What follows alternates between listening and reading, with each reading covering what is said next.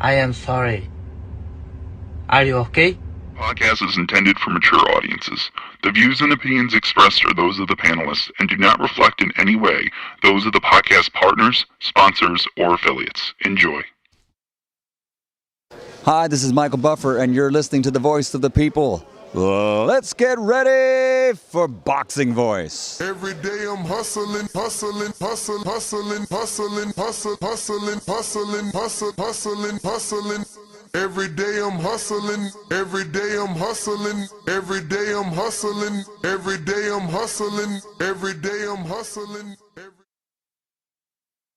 Welcome back to another edition of Border Wars 17 Atlanta. Listen up, live chat, power chat, team on set. It's a mismatch. That motherfucker got game, yo. He got game like a crackhead from the 80s and 90s. Word is This a born. mismatch that ain't even no comparing. Step through the ropes and I got everybody staring. Hold my cardies, I might have to do some damage. Got these in the Midwest and then flew straight to Atlanta. Shout out Wisconsin. I just hit up OCs in the spots where I can find them. I hope you on your P's, cause I got power like Itama. And the next gon' drop a bomb, but he ain't flex a DJ drama. Flex a DJ drama. Clear the ring. I see my op is about to be some flower bringing. Under the lights, you know I gotta do my thing. Then put his lights out when I hear that bell thing. I bet his lights out, you can hear his girl scream. His face bruising, left gave him a nosebleed. It might be in the gloves, I swear they control me. It's like I'm playing fight night, how I slip and I roll weed. He was walking with cold feet, all I half stepping. That was set for 3, but he ain't make it to the second. That was set for the we ain't gotta bring the reffin'. Punish him, Paul Williams, then style on him like I'm Hector. They ring that bell and then I turn into a warrior. Straight shots to that body, he like laundry, how I fold him up. Baby, this TBV, come get up on this tour with us. Yeah, this border wars, but you don't want no war with us. This is how you push it together, man. Mozzie put me with the move makers and shakers in Atlanta, and he got shit done in a fucking weekend. That's how you know you plug, when you could get dates on a Sunday, bruh. I think he leaking. This jab feel like a stab. Who gon' pick up where I leave him? I flick that like some ash. Roll that hardiness I needed. Turn that volume up. I keep it high like Benavides. You know they turn that volume up when they hear Mozzie in they speakers. You wear Jordans in that ring. We gon' beat you for your sneakers. I'm so smooth with the counter. I'm a stylist. How I'm weaving. This that water walker. You know I move like Aquafina. They ring that bell and then I turn into a warrior. Straight shots to that body, he like laundry, how I fold him up. Baby, this TBV, come get up on this tour with us. Yeah, this border wars, but you don't want no war with us. Man, listen, ain't no motherfucker getting off on me like that. You crazy.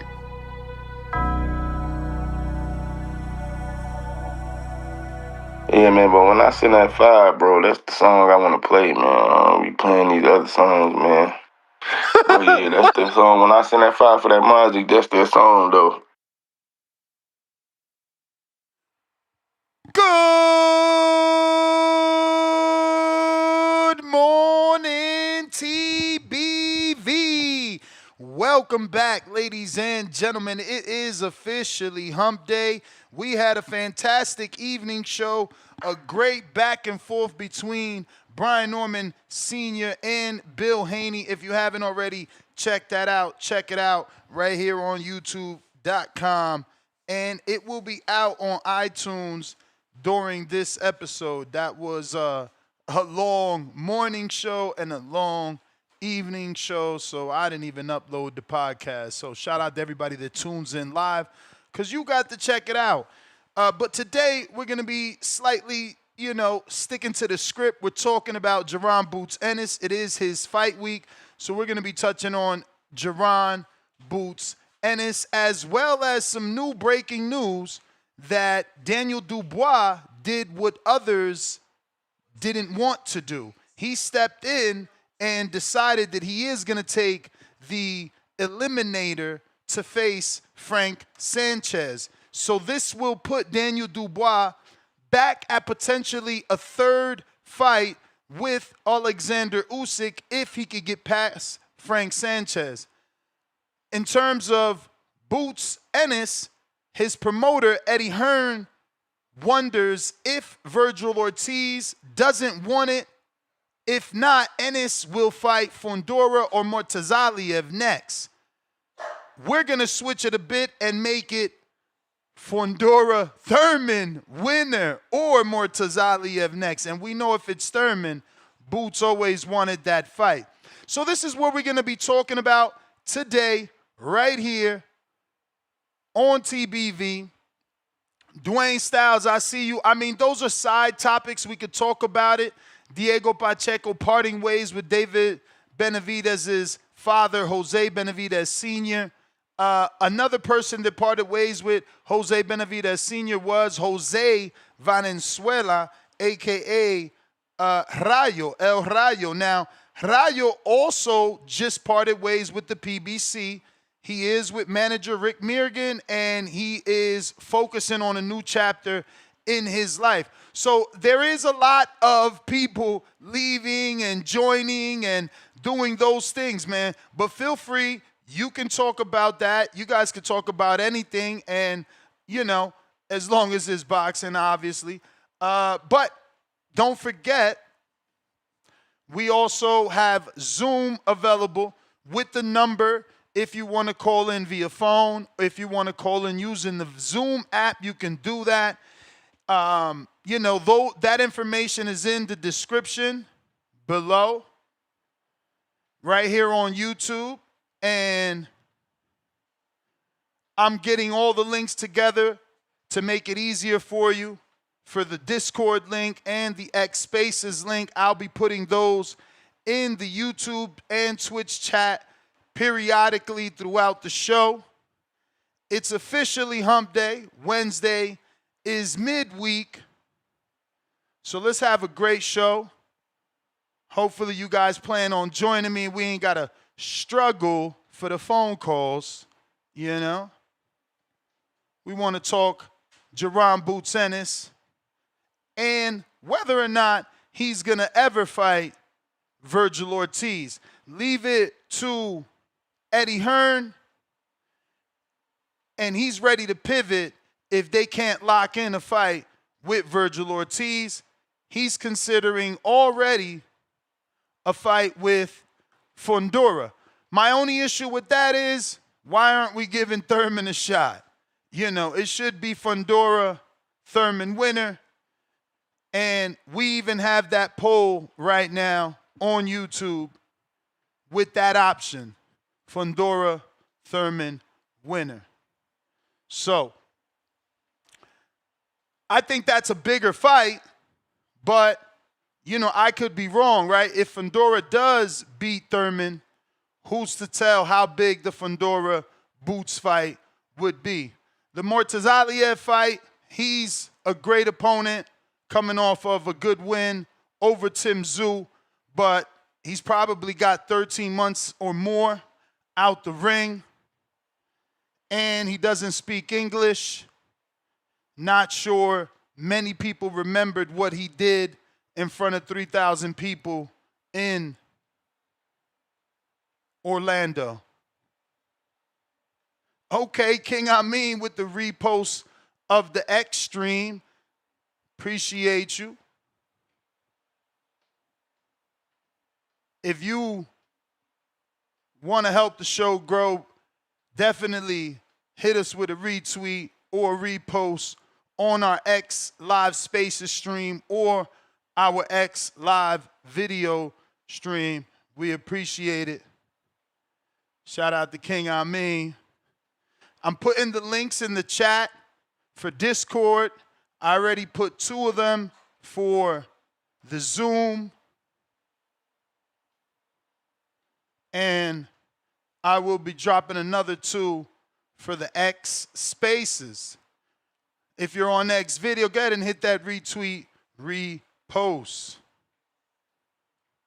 Now, I just hope that Boots and, you know, Eddie can give us these fights that they're talking about, and that it is only going to be a maximum of 1 tune-up, you know, because Eddie claims to be baffled. He thought a mega fight between, you know, Jaron Boots Ennis and Vergil Ortiz was going to be set for early 2026, but Ortiz is somewhat walking back that timeline, and Hearn is calling him out on it. So on this episode, we're going to talk about that, the murky politics of boxing, not just the junior middleweight division, and how these, quote unquote deals sometimes come to fruition and sometimes just never happen, end up being, potential roadblocks. And we don't want to see roadblocks for an Ennis-Ortiz or Ortiz-Ennis clash. But Ortiz and his team have played hardball in the past. Ennis and Eddie are allegedly ready to step up into the deep against champions like Fundora and Bakhram. We're throwing in Thurman in case he gets the win. But we can't forget that Lubin has something to say about Ennis and Ortiz. So, November 8th, Ortiz takes on Lubin. We can discuss that. Don't forget Daniel Dubois with the risky move, a move that Richard Torres decided not to do, a move that F.A. Ajagba decided not to do, and a move that Moses Atama decided not to do. He steps in, and he's going to be taking on Frank Sanchez. So we want to know what you think this means for the heavyweight title picture, because remember, Alexander Usyk has that belt, or should I say belts. But this Jaron Ennis and Vergil Ortiz showdown has been on hold, simmering, and building for many years now. Ever since Vergil was at 140, it's looking like, Eddie Hearn has expressed his confusion and his frustration over the comments made by Vergil Ortiz, who happens to be 23-0 with 21 KOs, when regarding a planned showdown that was supposed to be already basically done. They had the framework for the deal. Things were established, and they got that all hammered down with Golden Boy this past summer and with the Zone. So the two young stars were supposed to clash in Las Vegas during the first quarter of 2026, assuming they both could get past their fights. Obviously, Ennis is fighting this Saturday and Vergil on November 8th.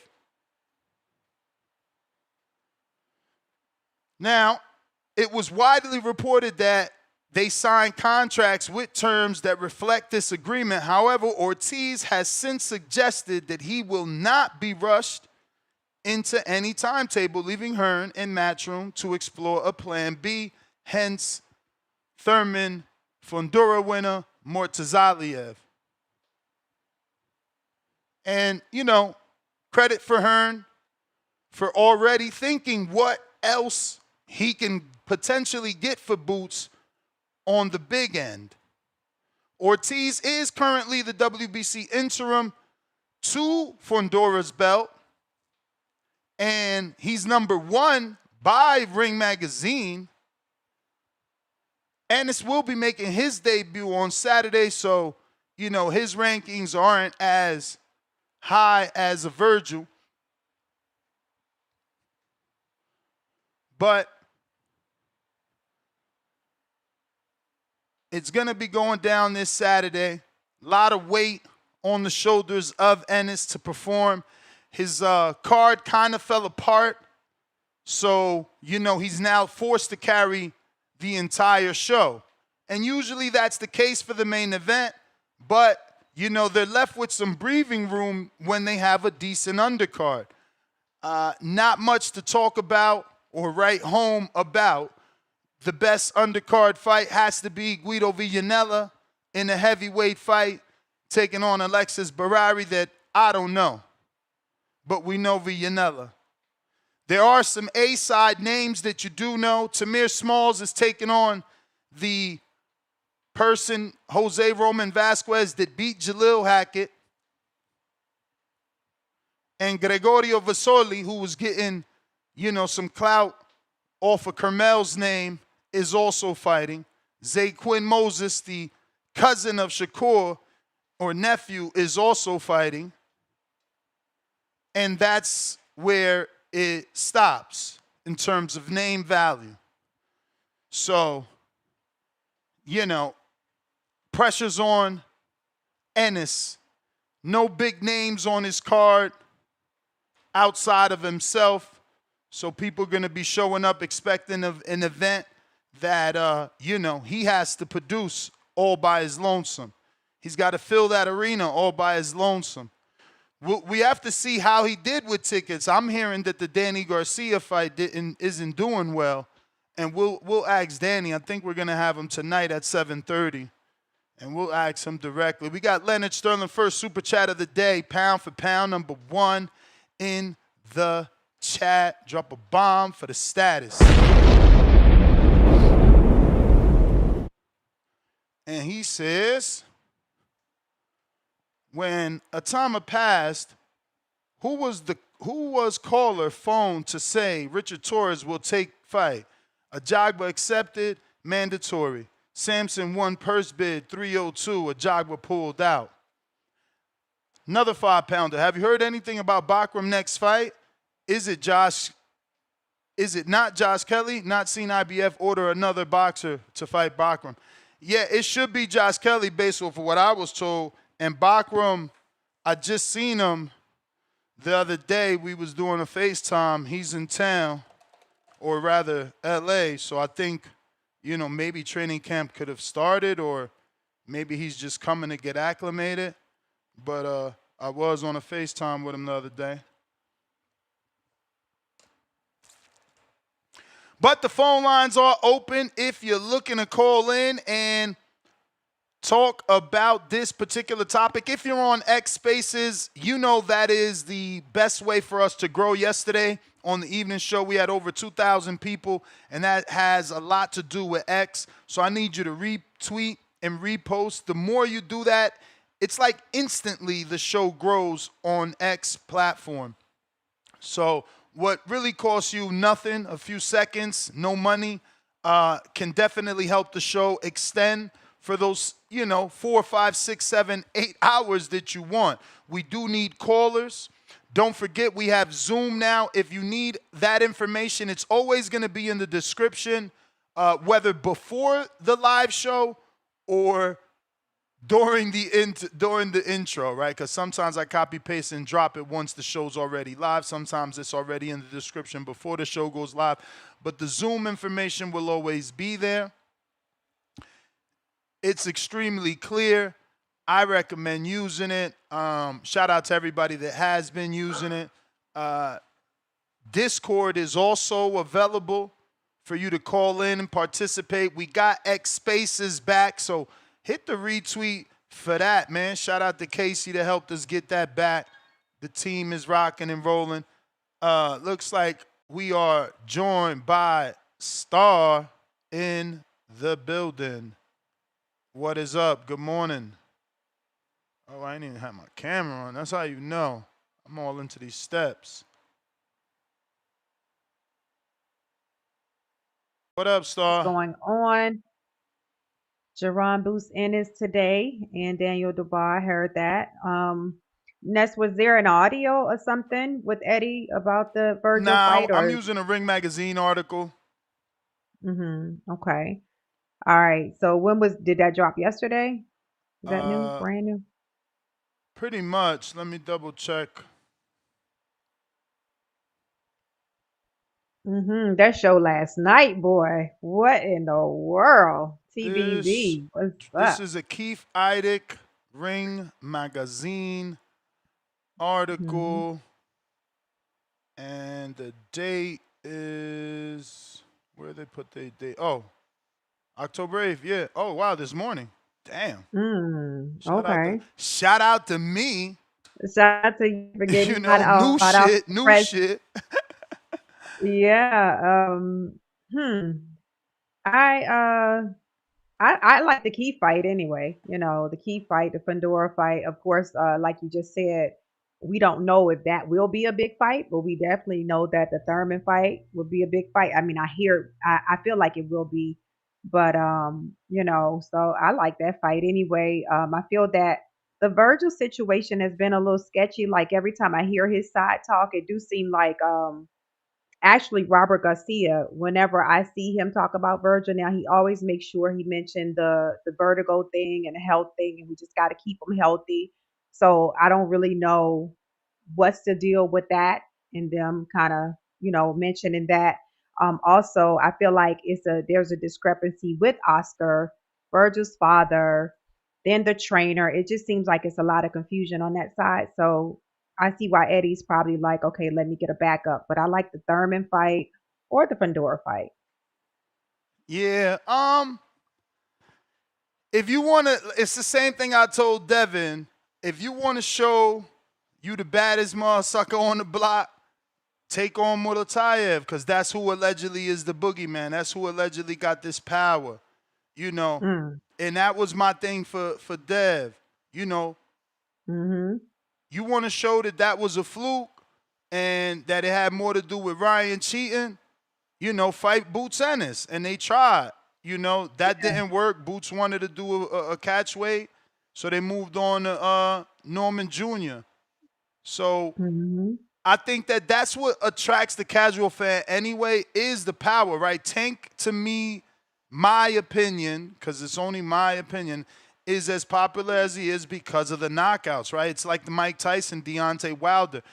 Dudes that could punch usually have a good following because people love knockouts. They just love knockouts. That's why the heavyweight division is a casuals division, because you don't need to know a person's name as long as he's knocking somebody out. Right.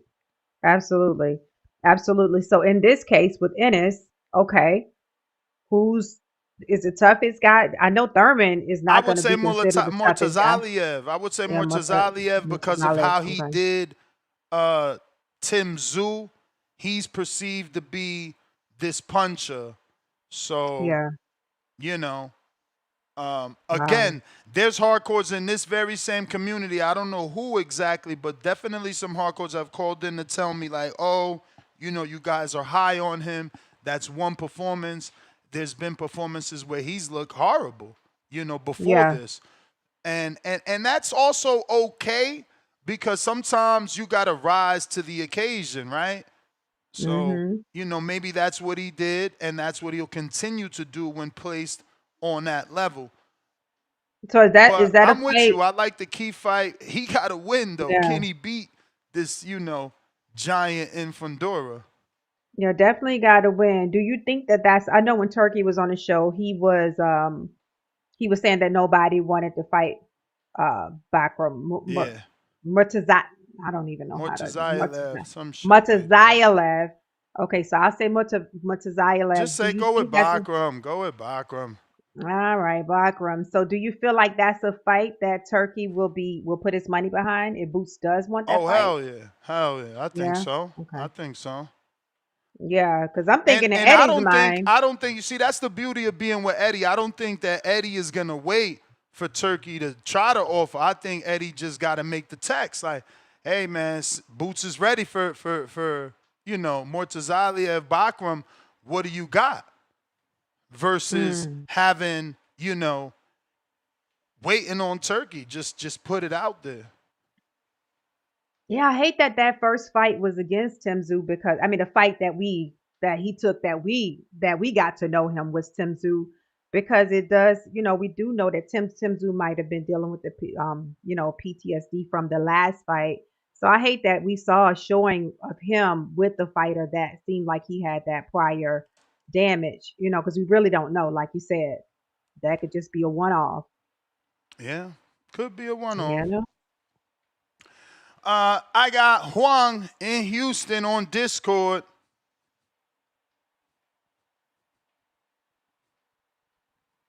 Yo. What up? Good morning, Huang. My bad if I'm kind of talking low. I'm in an area where residents live, so I'm trying not to be too loud, so forgive me that. But okay. Man, I'm glad you're talking about this, because I said this the other day.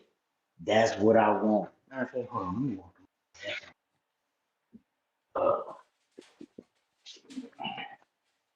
right. Yeah, so the Vergil boots, man, there's nothing else I want more. at 154 than them. I don't even want a 154 fight with uh parents and anybody else, man. 154 to fight at 154 to make is Boots and Vergil, man. So I'm excited for that. Now I do want to say I like the Frank Sanchez and Dubois fight too. I'm a Dubois fan. He's not the greatest, but the guy comes and he performs. You know what I'm saying? He gives it his all. That last one was, man, that let me down. But I do like the Frank Sanchez, Daniel Dubois. Is that already set or that's just in the talks? You say that's like been ordered, He's right? accepted it. He's accepted it. So now they got to agree on the terms. If they don't, they go to purse bid. Okay. Well, then that's good. That's good movement on that. Man, all this Rayo leaving, Pacheco, man, what is going on? And all these people are tied to the PBC. Man, we got some real questions. I'm not saying this as a PBC hate. Pacheco is with the zone. The only tie to PBC would be Jose as a manager and trainer. And Rayo bin left Jose, and only tie he had to the PBC was fights, and now he left PBC, and he's with manager Rick Mirgan. Man, you know what? I like these kind of shakeups. You know what I'm saying? Because it's like there's a lot of fighters that we would never get to see fight due to whatever promotional stuff they got going. So that's why I do like the different all these different managers. You know what I'm saying? Everybody don't get stuck with the same guys that are well known. You know what I mean? Because then it's like, I can't fight him. He's managed by the same guy. You know what I mean? I don't like that stuff getting in the way. So, man, and I'm a Rayo fan. I'm gonna be honest, man. I've been, even when he took those losses, man. I really enjoyed the effort he gave when De Los Santos got dead on that ass. You know what I'm saying? Because Rayo kept getting up, Rayo kept coming, and it was like, even though you were like, man, don't do it, box, he kept doing it, and it turned out to be an exciting fight. So, man, this is a lot of great news for boxing this morning. It's exciting news, man. Your phone lines finna light up today. They should. But yeah, man. I do want Bakhram for a Boots as well, but Vergil's who I want to see, man. I just, I'll be honest, like, and Star brought that up, like, what else have we seen him, and that's the thing. I think we got a little high on Bakhram because of that Tinsu performance, and like you said earlier, a lot of the hardcore people are like, man, it's just one performance, and they right. I've been thinking the same thing, like, man, we were riding a dopamine rush when we saw that Molly Watkins. You know what I'm saying? And it started to fade. It's been fading. It's like, Bakhram, I got to see you do something against somebody that matters. You know what I'm saying? And I'm not saying Tinsu doesn't matter, but I mean, like, he had one tune-up after that Fundora, right? And it wasn't the greatest. I mean, it's not like he fought one of the greatest boxers at 154. So, and he's always fighting at home, so he's pretty comfortable. So I've never really been that high on Tinsu. And so I want to see Bakhram against a 154 pounder that's making some noise, or a veteran, you know what I'm saying, who might be able to give him another shot, or fight someone like Brian Mendoza, someone that will come and fight if you need a tune-up. You know what I'm saying? You've been out the ring, you want a tune-up, fight Mendoza. Get that boy a payday, and he'll come to work. I like guys like that. They might not be the best, but they're going to come to work. They're going to stand in there, and they're going to give it. You know what I'm saying? So, I think Brian Mendoza would be a good tune-up for Bakhram. Generate some, you know what I'm saying, some excitement for him again. But it's not your time. TBV, that's my time. All right, I'll talk to y'all later. Good morning, Star. Good morning, Nancy. All right, champ. Good morning. We got a king counter from Mike. King Counter. How you doing? Good morning. Morning. What up? Good morning. How you doing? So I didn't get to see the show last night, man. I was stuck at work. I wish I did though. I heard it was really, really, really, really, really great. As far as like the heavyweight scene, man, I would like to see Atama versus Usyk. You know, Atama has the power, so I know he can stand in there with Usyk, give Usyk a hard time. I just don't see him outboxing Usyk. So you know, it could go 12 rounds. It'd be a good little show. You know, give us exactly what we pay for. You know, watch two big monsters go in there and battle. That would be beautiful. To say that Bakhram hasn't really fought anybody though, like, Bakhram's the champion, man. So, you know, I don't know. I just I say don't get know out that. of it. Who said that? Who said that? Juan? That's what the man said in the previous call. He said he hasn't Okay. really seen Bakhram. He said he fought Zoo, but like he hasn't really seen Bakhram prove himself. You know, I think that Tim Zoo fight is what proved Bakhram. So, Yeah, you but know, I that's the think thing. Bakhram Some can, you calling that a know, fluke, right? They're saying, well, that's only Yeah. one fight. yeah, get that man his respect. You know what I mean? Like he's doing his thing right now, and he's a champion. You know, you're not a champion for nothing, right? You're not just going in there winning titles for nothing. Obviously, you're doing something good. So I would like to see Bakhram versus Boots over Fundora versus Boots, to be honest. And I heard the Vergil Ortiz fight is going to happen like spring, summer. I heard they're still working it out.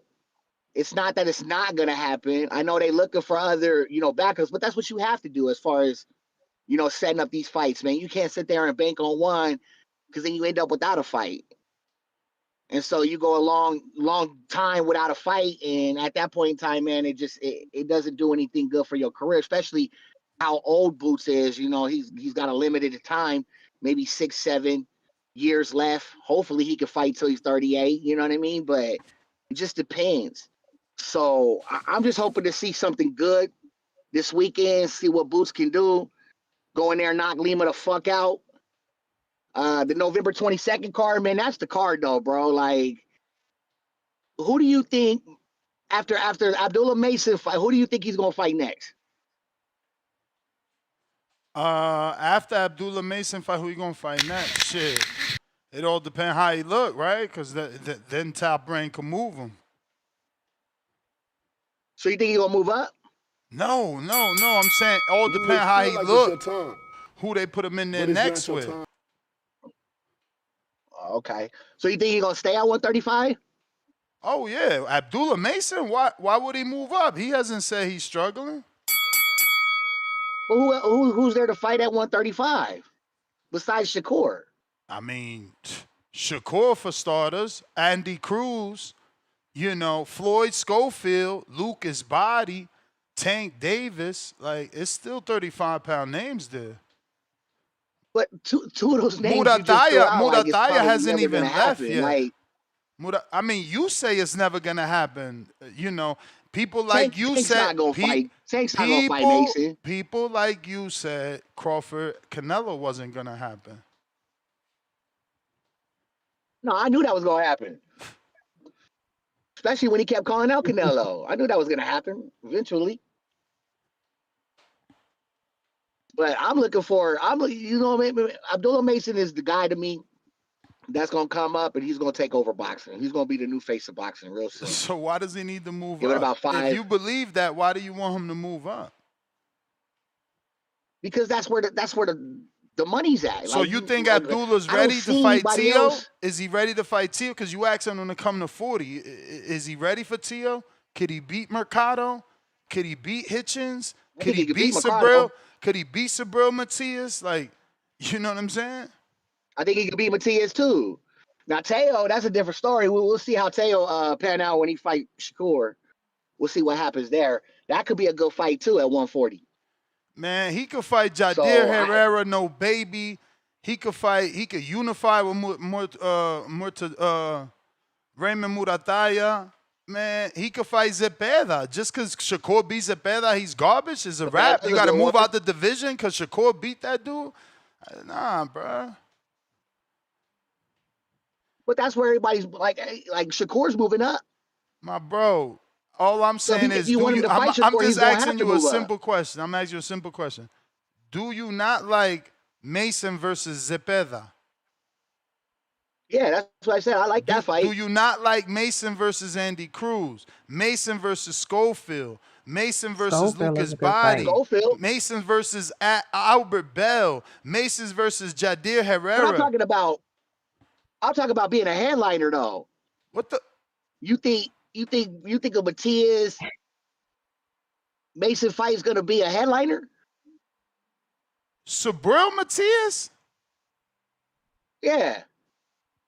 Of course, man. Matias is a headliner, bro. He just won the purse bid. He beat Matchroom for a purse bid. What are we talking about? Yeah, but Matrimony's on his way out, man. He done lost his last 3 fights. I said match room. Match room. I thought They you talking about outbid match room.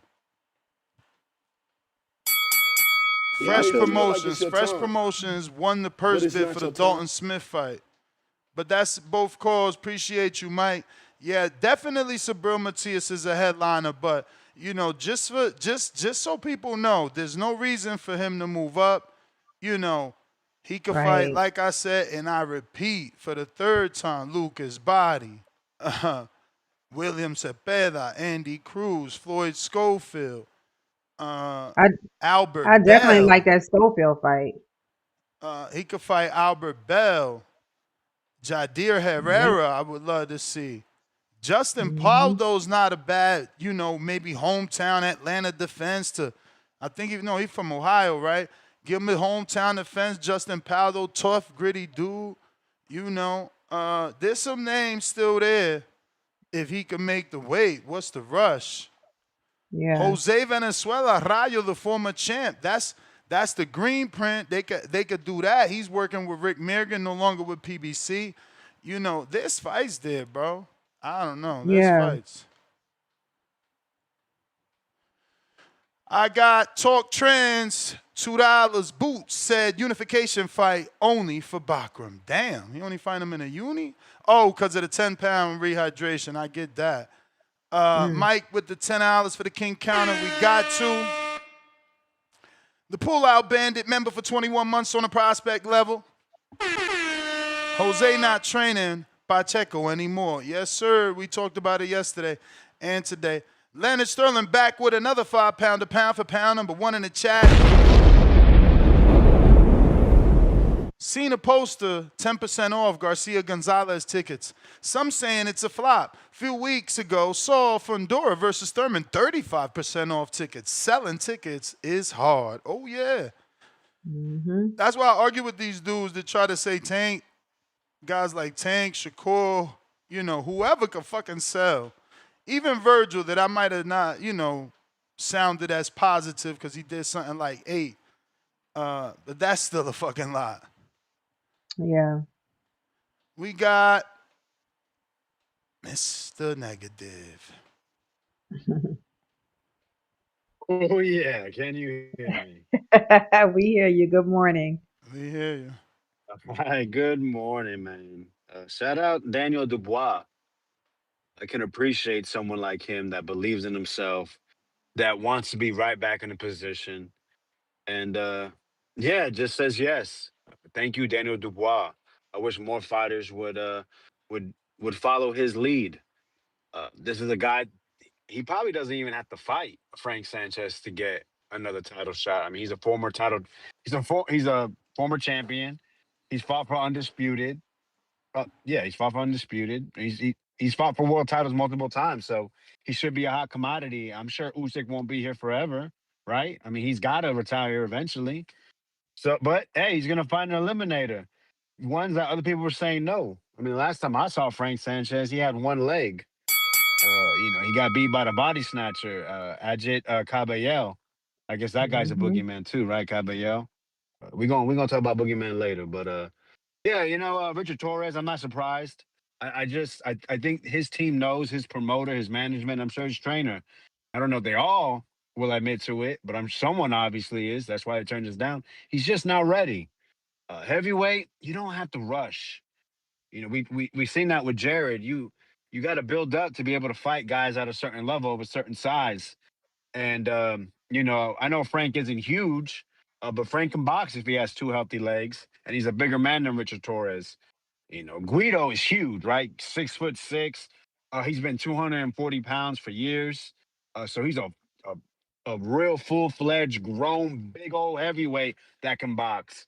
And that gave, Richard Torres, I think with that fight, he won, but there's things they need to work on, and to be put on that stage, he probably just not ready, and I'm okay with that. I think we have to be okay with it, but Daniel Dubois is showing you he is okay with it. Why? Because he's been tested. He's gone through the fire. He's tasted defeat a couple of times and shown he can come back. F.A. Ajagba, I'm surprised he didn't take that fight. To be honest, that's a rematch. It's a fight that maybe he didn't make excuses, but I noticed some of the fans did. They just felt that behind the head punches. But I think Frank Sanchez, you have to take that risk, man, when it comes to that rematch for FA. So that was a little shocking. But hey, man, shout out to Dubois showing you fighters. Hey, I don't talk about trying to be a world titleist again. I'm gonna show you talking, man. That's all we hear from Eddie Hearn. He's a promoter. That's what he's supposed to do. I don't believe a damn word he says, man. It's cool for headlines. It gets conversation going. We can do show topics on it for sure. But man, if they wanted Bakhram, they could have went right there. I wanted that fight. So I don't want to hear that shit next. Next don't mean right away, I'm sure. I mean, bro, how long we been following boxing? These promoters just yap, yap, yap, yap, yap, yap, yap to get the fighter the attention. We still have this rumor of 2 tune-ups. We're going to see how this plays out. Now, obviously, I don't think Usman's just guy that should just be looked over. But again, I said it yesterday. We think so highly of Boots that if it's not a top 3, top 5 guy, we basically, in our eyes, it's not someone's level, so that can be considered a tune-up, right? Yeah, we talked about how before you had mentioned it. He was trying to get the Bohachuk fight, right? The Rashidi Ellis fight. Those wouldn't be considered just rollover guys, but if Boots is what I think he is, and some do, then those are tune-ups. So we'll see how it all plays out. But I don't want to hear this shit. Fundora, I don't know why anyone mentions that guy's name. He's just trying to fight. He's trying to fight fights of guys that are 35 and over that don't fight too much. Why do I say that? Because I know if he wins against Thurman, Charlo's next. Charlo's gonna have no tune-up fight. They're gonna get him off the couch. I don't know if he's run punch or not. He got we always confuse the two. They say he got personal problems. I don't know which one's which. But the man hasn't been fighting. Hasn't fought at 154 since I think 2022. And he's gonna get a unification bout. And people are gonna say, I got Charlo because 4 years ago he was undisputed. It's gonna draw enough buzz to where they can make it happen. I hope Thurman wins because of that bullshit. I'm not gonna lie. But yeah, man, they say Bakhram's this boogeyman. They say Xander has no power. But you compare two of their opponents, Xander stopped two of the opponents that this man went the distance with. So y'all need to watch your mouths, man. Hilarious about Charlo. Not knowing which Charlo is Charlo. For real. Quest the best.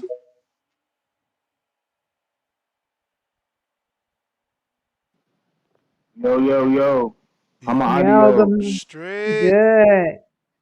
What's up? Salute. Good morning, Star. Good morning, Ness. Good morning, TV. Morning, Quest. Last night episode. It was a crazy episode yesterday, man. I didn't even know Brian Norman was online when I was on there. That was crazy. I was ironic. Salute to Brian Norman. Don't get scared now. Nah, I won't scare. Nah. Ness, I got a bone to pick with you. It's about Dula Mason and about Kid Schofield. I remember you said Schofield was closer to Shakur than he is to Mason. He is. You still think that? He is. Now come on, man. He's fighting JoJo. And you see what Mason's doing right now? Yeah, I see what Mason's doing. He ain't never fought a former world champ. But he's fighting for a title right now. Vacant. You know what I'm saying? And Shakur's fighting Tio. T.O. was never nowhere near Kid Schofield. You know what I'm saying? Yeah, I T.O. mean, Shakur is moving. rumor is Schofield gonna be fighting. I think I said body. I gotta check my text. I think he gonna be fighting body for the WBA. You know, it ain't Schofield fault that Tank ain't fighting the people in his division and the people in his sanction.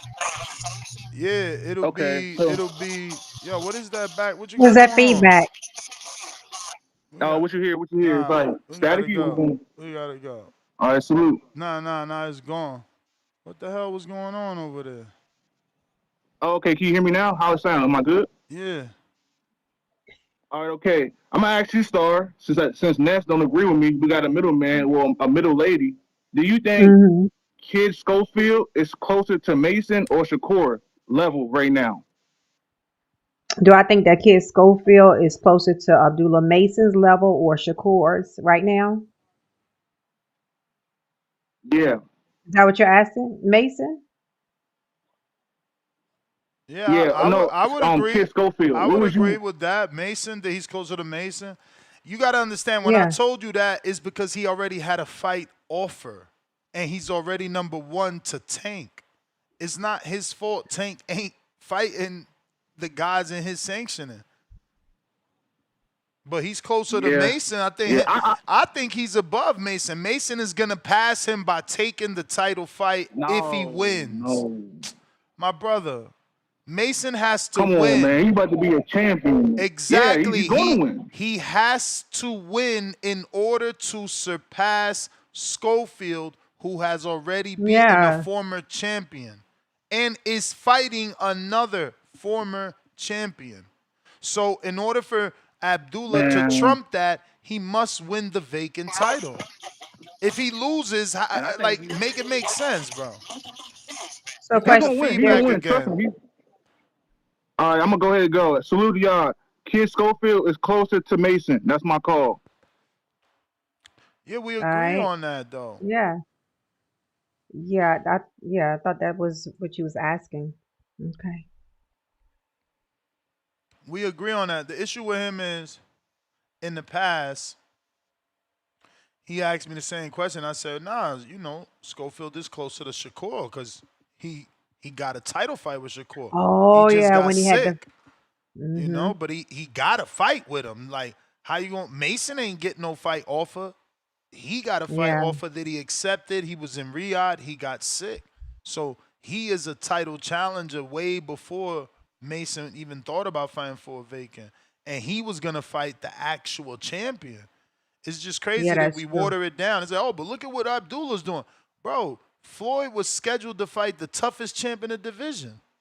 Or one And of, I because it's debatable with the Tank thing. Yeah, and honestly, Quest, I feel that Abdullah, they're moving him a little different and a little slower for a reason.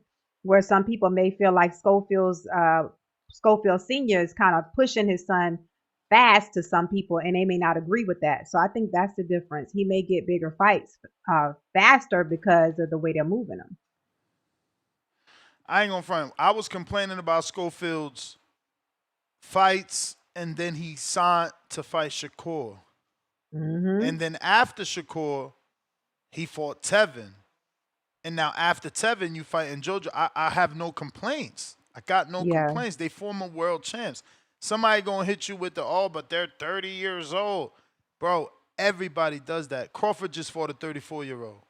This is yeah, this is what you do. Canelo fought Cotto when he was 30 something. This is how it goes. And another thing is, this whole he's 30 something. Name the top fighters, because they all 30 something. They all yeah. 30 something. Tank is 30. Usyk is 30. Fuck. Who else is a top fighter? Bud is 30. Canelo is 30. Like, everybody's 30, mid 30s, mid to late 30s. The elites Hmm. in boxing. Yeah. At least proven because some could argue that Fundora's an elite, but I don't know, with the swerving of swervy fights. Jay Hill.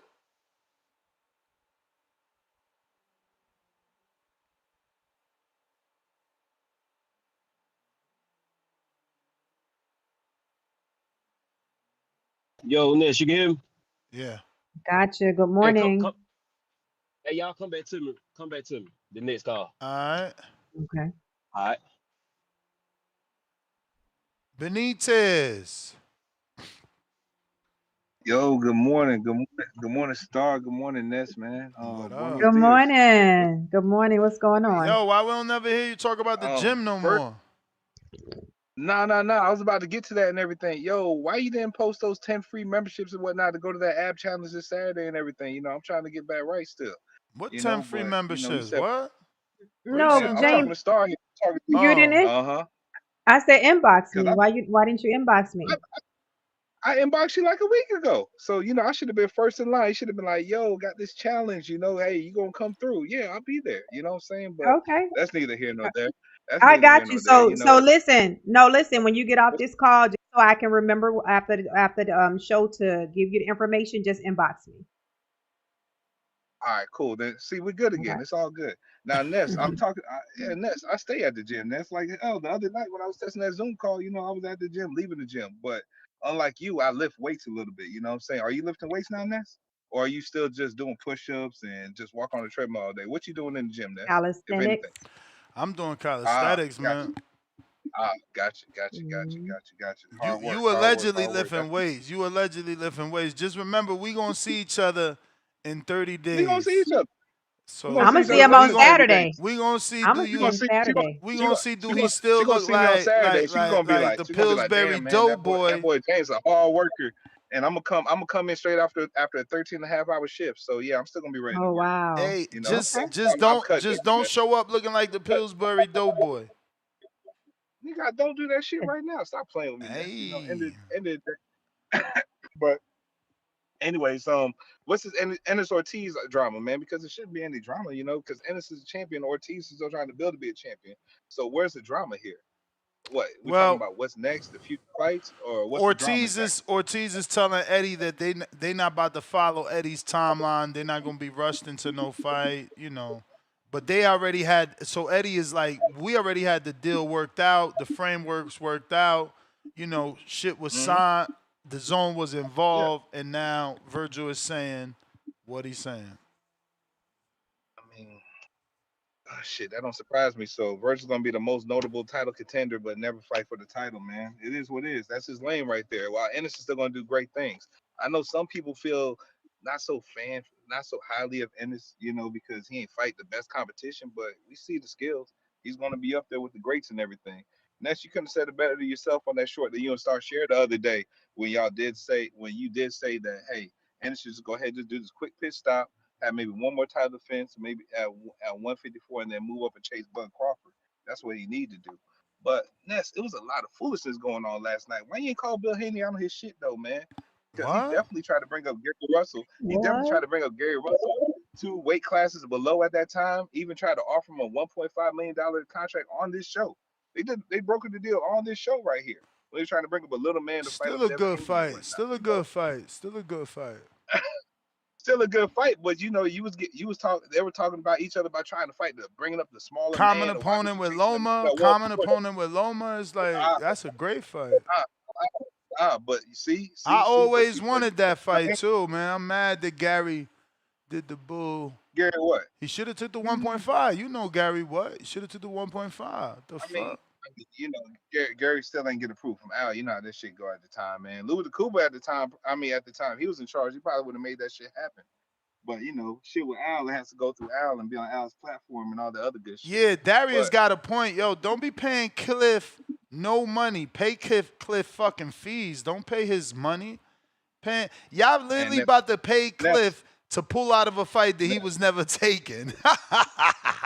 I mean, my nigga, like Ness, why we going there? Like, is Price ever going to show up? Did Price pay his plane ticket? Is he really going to pull up in Atlanta? It's 30 days out. You know, say 30 days You out. And you sound telling me this silly, nigga gonna fly bro. from Stack with no plane ticket? No, I'm just saying, my nigga. Like, I don't He believe got neither one of them more niggas gonna show up, bro. events. He been to more events No. than I'm you. just saying. He been to more events than Been to you. more. Nigga on the West Coast, nigga. I'm on the East. Like, bro, I flew out there for the last wars. I got there. Man, Don't try Ness, to hold on. Stop change playing it. with me, Ness. Don't try to change I it. pulled up the Ness.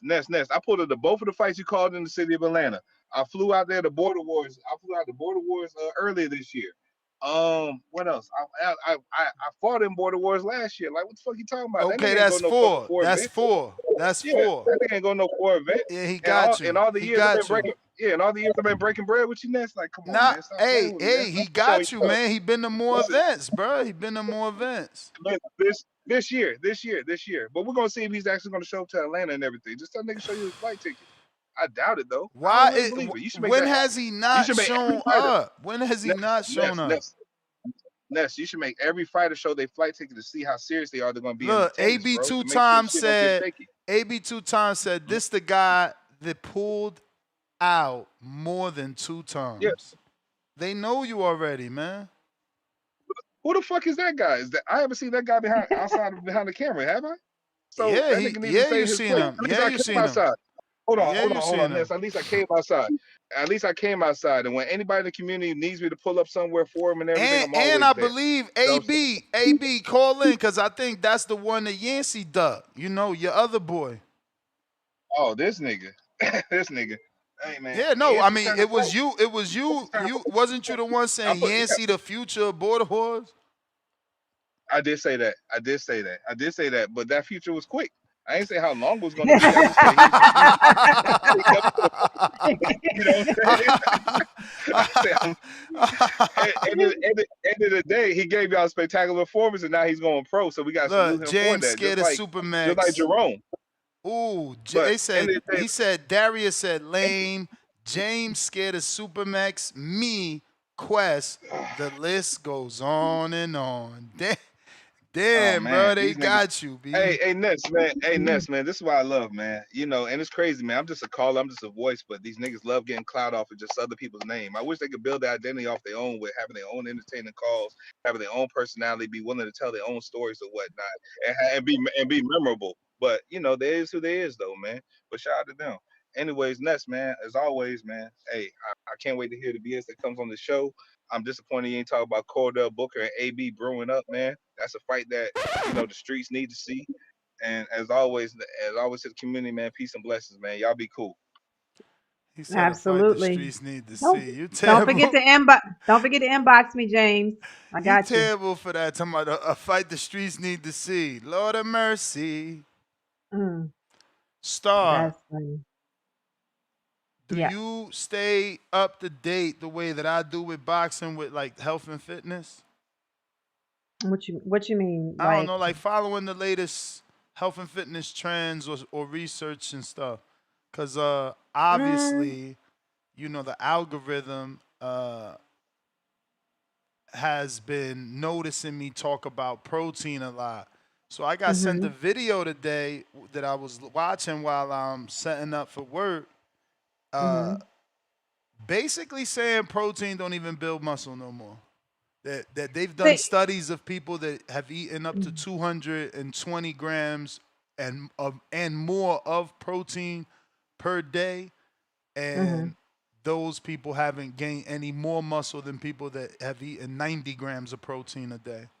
But this is why now, okay, getting into our 40s and beyond, this is why now I pretty much deal with people on a person to person basis, because so many of the theories are out there, so many of them changing. So what I tend to do with a person is we test your body, you know, because some people is even as far as intermittent fasting, some people that works for, some people it don't. Some people can eat certain carbohydrates, some people can't. I've learned that with my own body. So if I eat pasta, the next couple of days, I'm going to pick up 2 or 3 pounds just from eating pasta, and I'm going to look fluffy. So somebody else, that may make them look leaner. So as far as that goes, Ness, I wouldn't take that and I would say, okay, Ness, is your body forming up the way that you want it to? If not, let's add a little more protein. Let's do that. Let's see what happens with your body in the next week or so. But as far as those messages and all these new found things that comes out, I can't be switching up like that, you know. But I do say that you just have to test your own body and see what's best for you. Because somebody may tell you, okay, you shouldn't eat fruit. I didn't eat fruit when I was competing, but that was because that's what my trainer believed in. But I've also eaten fruit and seen my body shape up the way that I like it. So, you know, you just gotta figure it out. Not a and lot know of what works for protein your in body. fruit either. No, it's not. It's not. So some More people would like carbs. my old trainer would say like he didn't have us eating fruit at all. Like we ate But a lot almonds, of for a fiber snack. though. Yeah, it is. And good So it's good fiber. for, Yeah, so getting all you those new right one theories, way or another. I don't when I tell you when it comes to fitnessness, I would say boxing is one thing because you're studying what's going on with people, what's going on with people's records, what's the latest but with wellness, it's too much information. It'll confuse the hell out of you. And to me, you just gotta see what works for you individually. No, that's And you're talking. exactly that's Mhm, exactly where I'm at because I'm like, I'm over here counting macros, making sure I eat certain amount mhm, of grams of protein and grams of fats and carbs per mhm, day, and then I mhm, get smacked with this dumbass video telling me, "Hey, mhm. everything you're doing is wrong now." I'm like, "What? Mm-mm, Lord have don't do it, cause mercy." and I'm gonna tell you, when I was counting macros, that was the best my body ever looked. As far Yeah, as let's hope. the Let's lean hope. muscle, yeah, yeah. So I think you're good. A friend of mine who put me on to this, he got ripped up too. Hmm. So we'll see. Gotta see how long it take though.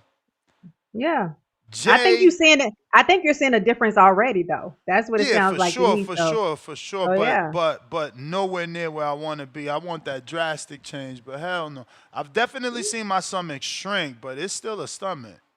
yeah, it's coming. It's coming. It's still You've a been doing sit stomach. ups what, a couple of weeks, so you're good. Yeah, You're good. You yeah. gotta be, yeah.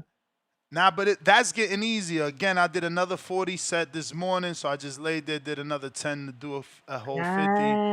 So yeah, I Nice. can't wait for them days where I could get 50 in a clip and get that Yep. shit over with, and I will increase it too, cause I think yesterday I did maybe almost 148 Yep.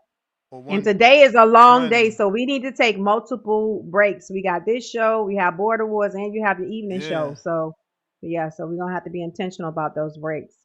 Jay Hill. What up? What up, Jay? Good morning.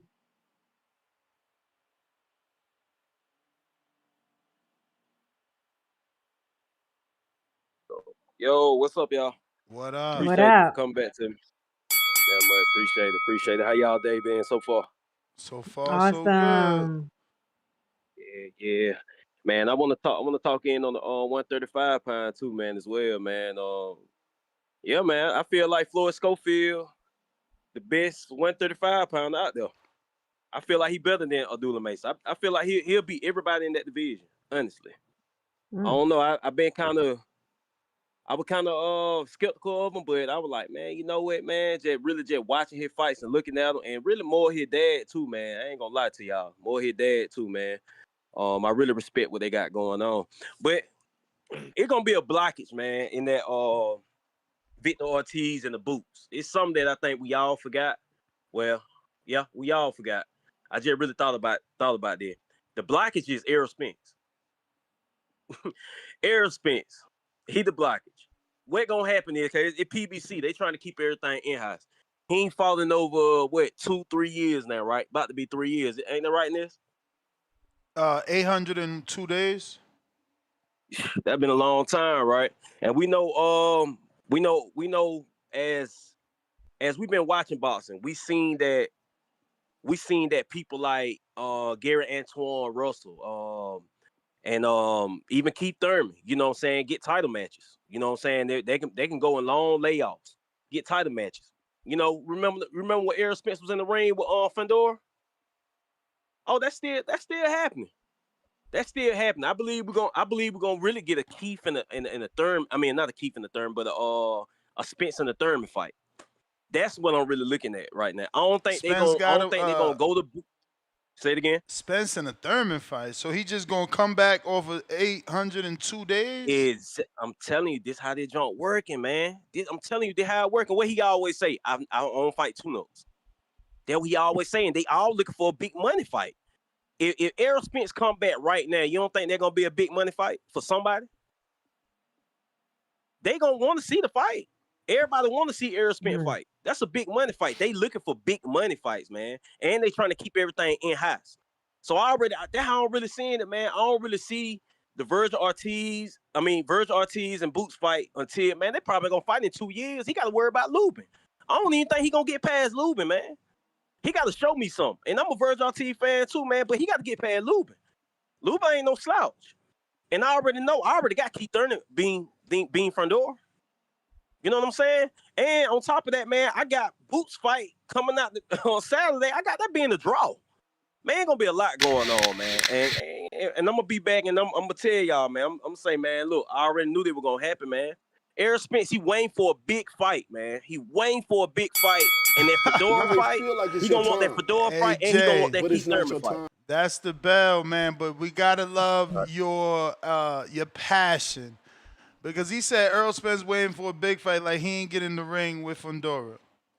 Errol Spence waiting for a big fight, like he ain't the one that said no to the rematch with Crawford. Right. He did get in the ring with Fundora, like These guys, letting I us, mean, I got giving something us for you, Jay. Where false you at? hope, giving us that false hope.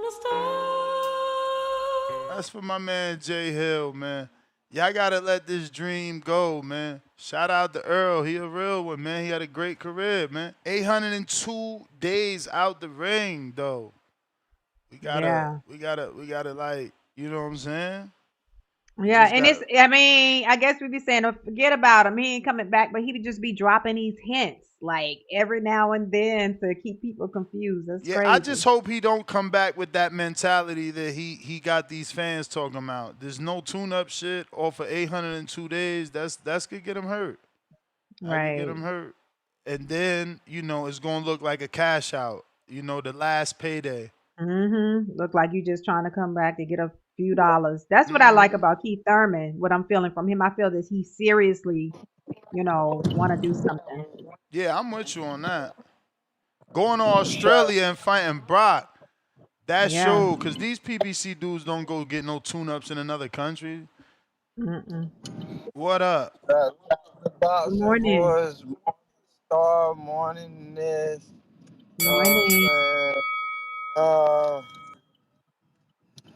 Yeah, so I heard still on Ennis and Ortiz. What the hell they got going? Don't they both got fights? Yeah, but remember they supposed that they already had an agreement to fight the early next year, but you know that agreement now is looking like it's getting rocky. You know, they had agreements to fight. Why you park here, mama? They had agreements to fight before. Yeah, PA.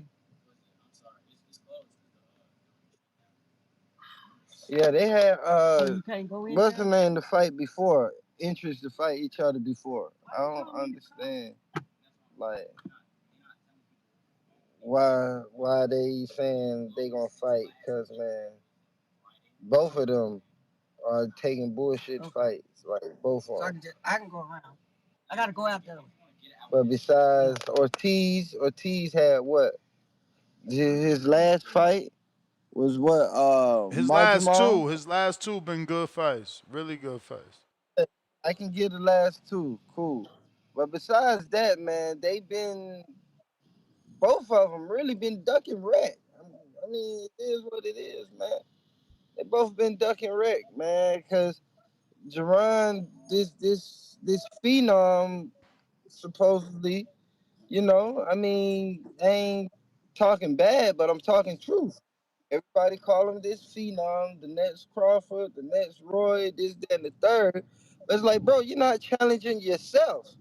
So how the fuck everybody's gonna try to believe in you and give you this title when you don't challenge yourself? Same with Ortiz. He supposed to been this new Mexican superstar, this, that, and the third.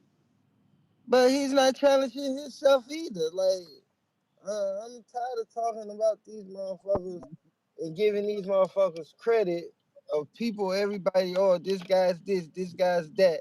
And then with you, Nancy, you play devil advocates all the time. I mean, you'll be, oh, well, give him the chance. Motherfuckers had the chance, man. Motherfuckers have the opportunity. They don't take them. They have them more than once. They don't take them. Like, these motherfuckers got to start taking opportunities and believing they self. Everybody else, I done heard so many calls about, oh, Boots is this, Boots is that, Boots this, Boots that. Motherfucker had plenty of opportunities, man. Even the small opportunities he had, he could have won those and proven himself to be bigger. Still didn't do it. Same with Ortiz, man. So I'm tired of talking about You may them feel niggas, like man. it's your time, but it's not your time.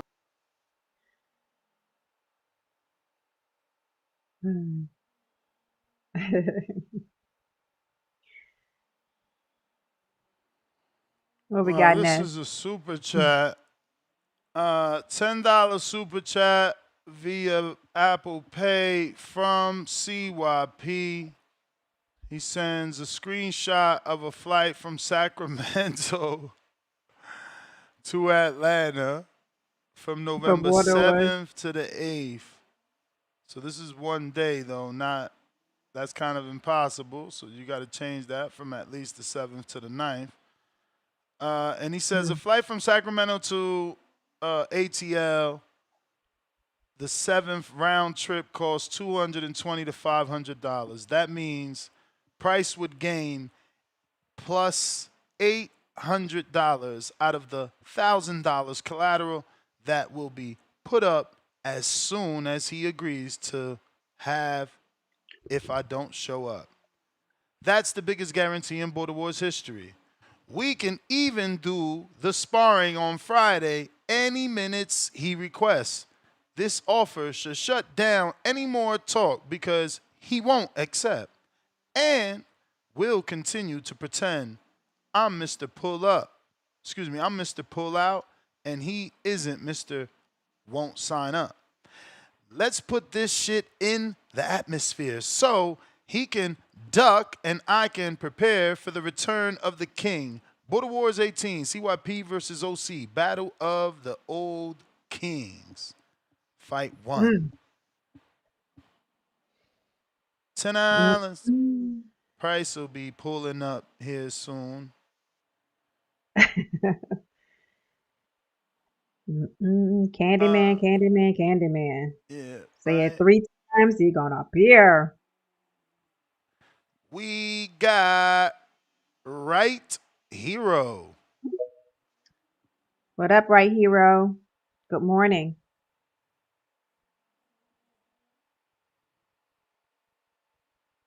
Unmute. Yep. Hello. Hello. Yeah, sorry. Yeah, I was listening to the conference. I just wanted to speak on the topic, and I think personally, just the 154-pound division, everyone is just ducking each other, and it's very sad because even with Xander Zayas, I always thought with Xander Zayas getting that belt, he would have at least gave Ortiz an opportunity, but now it's not the case. So, in my opinion, whether it's Ennis or to tell you the truth, the only person that's really fighting people, and it's not like he's fighting a lot of people, is Fundora. But besides Fundora, people are afraid of Bakhram. No one's gonna fight Vergil. Ennis, I don't know what's the situation with him. So it's a very sad situation at the 154. I mean, that division, yesterday someone made me think, isn't it the one with the most names? Yeah, it's supposed to be, but it's the most names, but no one wants to fight each other. You know? I think it's going to happen here soon, you know. Turkey's been trying to get it going, and these are the last pieces of the puzzle, right? Yeah. But the thing is, even with the Turkey situation, I think the Turkey situation is people are just gonna try to finesse Turkey. It's in my opinion. I feel like certain boxers are gonna try to. I don't want to say the right term, but they're gonna try to suck up to Turkey just for them to get opportunities and to duck certain fighters. In my opinion, I think the better division is actually like 147 because you see. It's the money division. Manny Pacquiao's about to fight Rolly Romero. You see Ryan Garcia. He just said he wants to fight.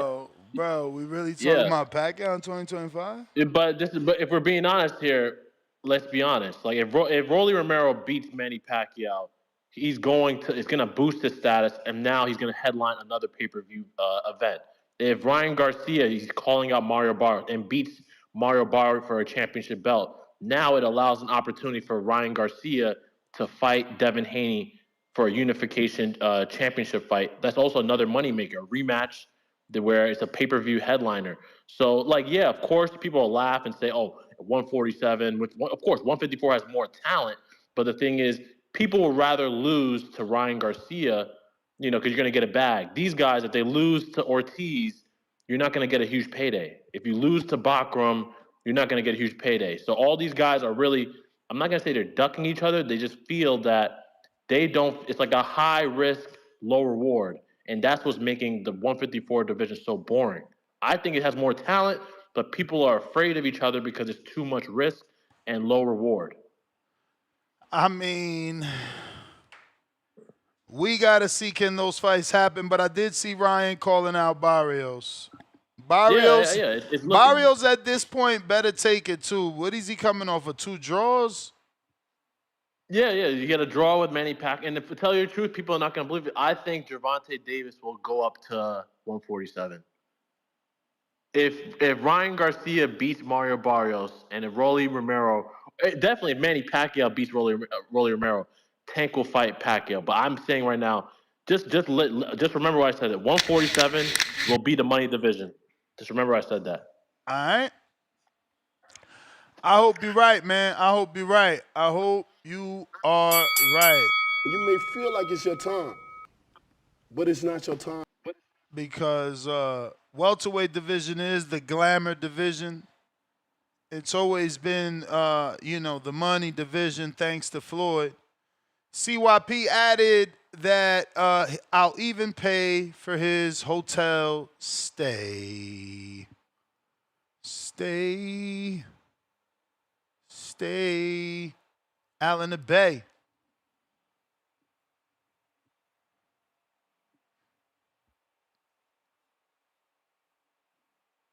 Yo. Let's crack at it. What up? Yeah, man. Yeah, I definitely like that Ennis and Fundora fight. I definitely think that would be a good fight if Ennis wins. You already know I already feel like Fundora is gonna win. And I definitely feel like Fundora is gonna make his mark on Keith Thurman. So yeah, man, that'll be a good fight. And I still got Fundora winning over Ennis. People probably think I'm crazy, but I do. Yeah, that Dubois fight, I think that's a good fight for Frank Sanchez. I think that probably Frank Sanchez to see if he actually on that top.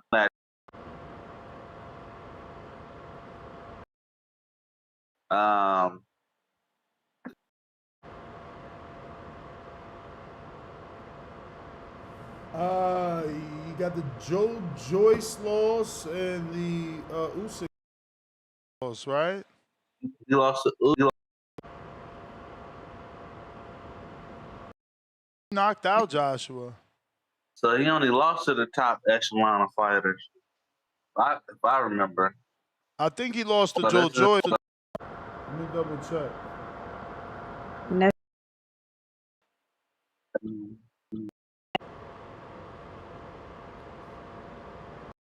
Sanchez is on that level. We believe Frank Sanchez is on that level. If he can get past Dubois, we understand that he can really be that top dog. And it's good for Dubois because if Dubois wins, and if Dubois wins with a domination fight over Frank Sanchez, I wouldn't say he gets his rematch back, but it definitely calls for another look at the rematch for the titles. In my eyes, because we already know Frank Sanchez is not no scrub. We just don't know if he's on that top echelon of fighters.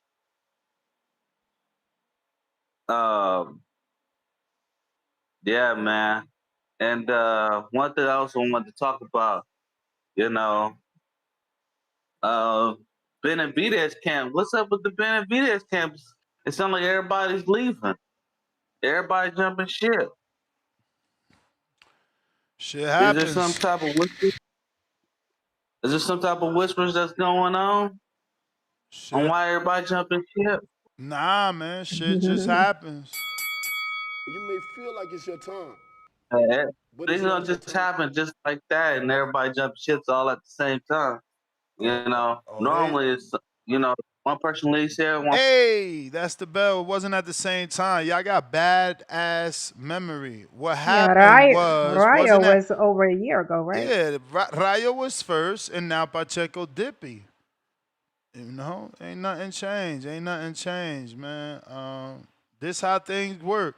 You know, I seen Memo Heredia, the strength and conditioning coach of David Benavidez. Sometimes he was in the comment section of one of those posts saying that Pacheco left Jose, and he called them ingrateful or ungrateful in Spanish, right? Yeah. And I see his point, bro, because these fighters, they get put in position by someone spending hella dough and time to put you in that position only to get left. You know, especially trainers. Trainers, forget about it. But, you know, it's always a little bit different with Jose because he's a manager trainer. So usually he manages the fighters that he trains, much like Ken Porter used to do. But oh shit. What? It is my people's Hamza. How you been? What's good with Champ? What's What good up, with Hamza? you?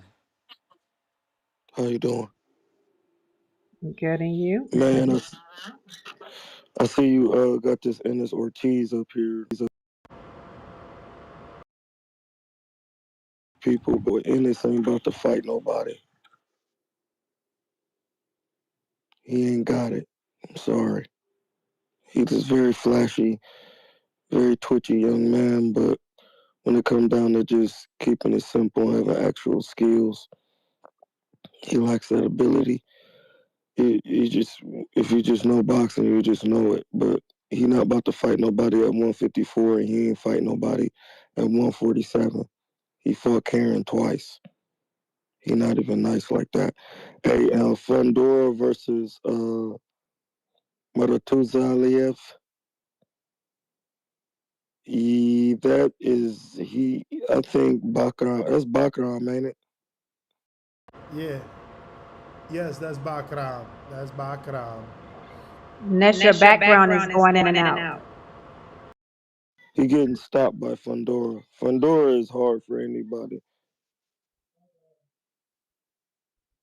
Fundora is hard for anybody. Now that he realizes how to use his jab.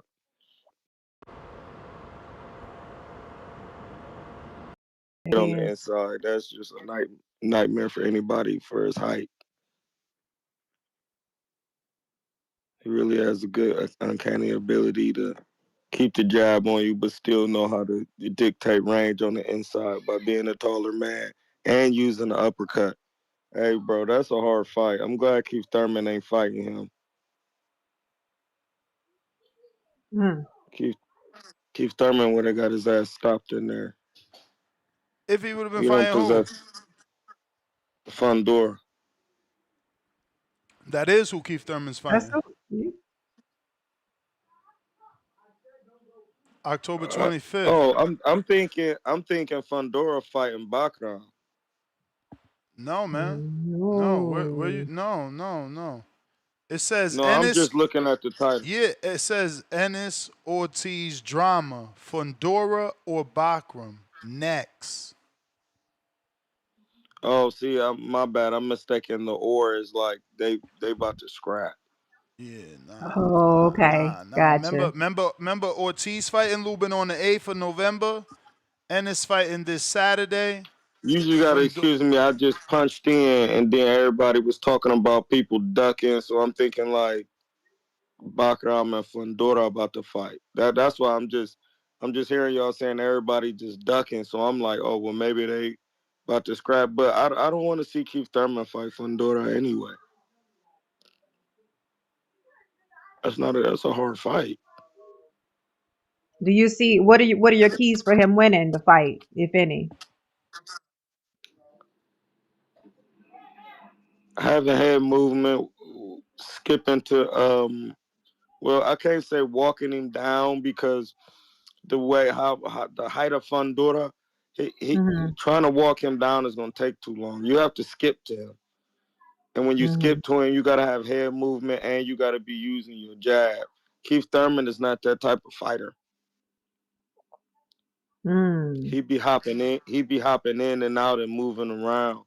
He gonna be trying to leap in and still like it's easier with Manny Pacquiao because they closer to the same height, but you cannot walk Fundora down in the high guard and just throw haymakers or overhand. Like you have to have a real game plan to break him down.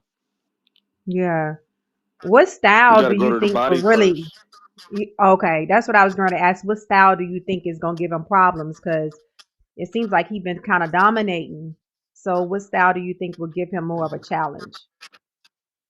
Somebody who is doesn't mind coming forward against taller people, Mm. like a shorter fighter, because you can loop it around, hit him with shots. Keith Thurman gonna have to have a looping game because them tall guys you got to come over top, and it's just the height Remember, he differentials. fought Andre at 52 in the amateurs 3 times.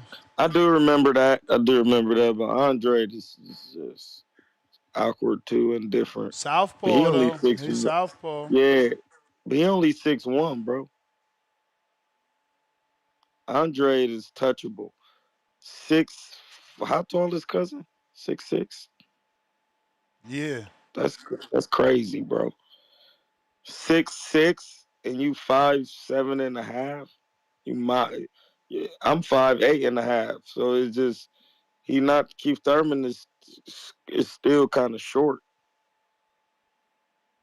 Like he got cracked, and he is he still got decent movement, but man, Fundora is just a nightmare matchup with that height, range, and he's not reluctant to get on the inside and works well there.